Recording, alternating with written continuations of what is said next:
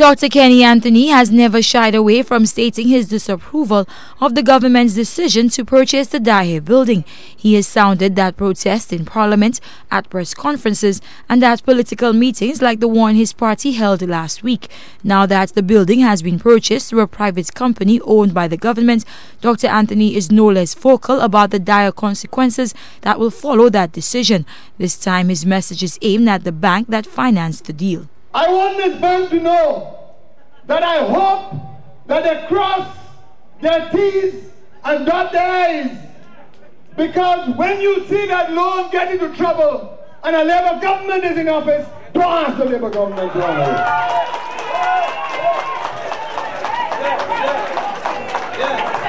it. Cross your T's and dot your I's, because that loan should have gone to the Parliament of St.Lucia, and the Parliament of St.Lucia authorized a company owned by the government of St.Lucia to borrow that money to buy that building.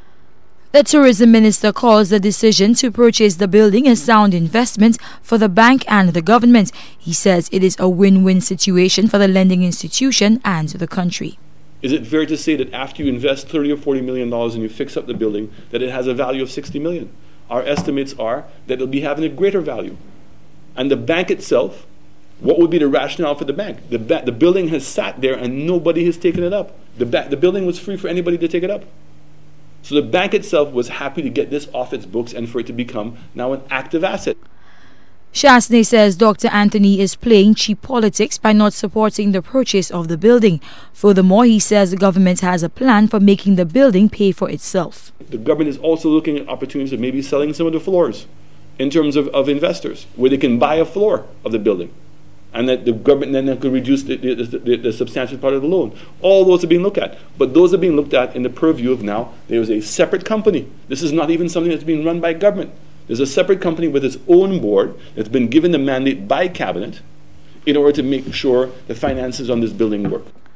Dr. Anthony has called for the loan that would be used to finance purchase of the building to go towards the economic stability of St. Lucians. He says the time is not right to purchase a building he described as derelict. Save the jobs! Save the jobs! Give people a chance to work! The 33 million you spend on the Daher building, you should have taken it and gone and build roads, drains, employ people. That's what you should be doing with that. Not to go and buy a derelict building. Meanwhile, the SLP has issued a press release calling for complete disclosure on an alleged government plan to sell Point Seraphim to an American investor.